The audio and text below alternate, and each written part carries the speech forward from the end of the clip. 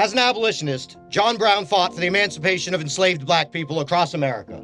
He quoted from Hebrews 13:3, "Remember them that are in bonds as bound with them." He tells us that their shackles are our shackles, and that their fight for freedom and justice must be our fight as well. We hear some tell us that America needs to regain its greatness. But I say America's greatness does not need to be remade. We only need to remember what true greatness is.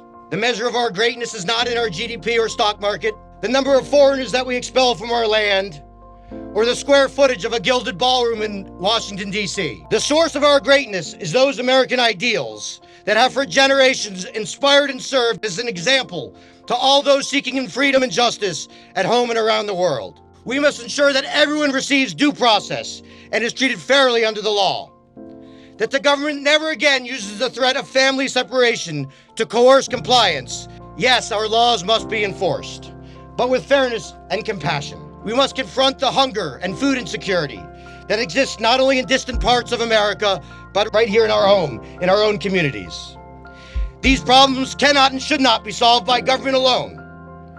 But government's help, along with communities, businesses, nonprofits, and our neighbors, can work together and declare that we will no longer allow our children to go to bed with the pain of hunger.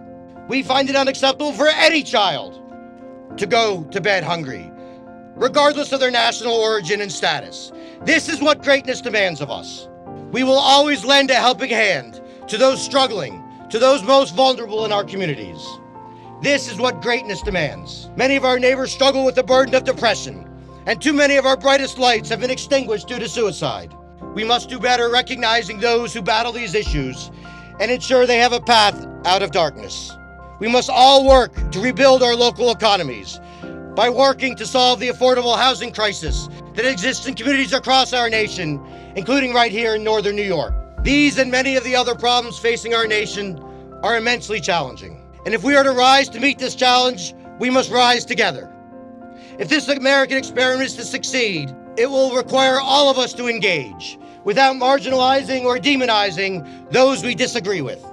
We must cease viewing those with whom we disagree as the enemy. It is not enough to sit back and be angry, hoping someone else will solve our problems, or liberate our neighbors from physical, social, or economic bonds. We must remember their bondage is our bondage. And like John Brown before us, we have a sacred duty to complete this unfinished nation, to make America a more perfect union, and to uphold our promise to greatness. The time of division, pettiness, and small ideas is over. We reclaim for our America what the measure and meaning of the word greatness truly is. God bless all of us, and God bless the great United States of America.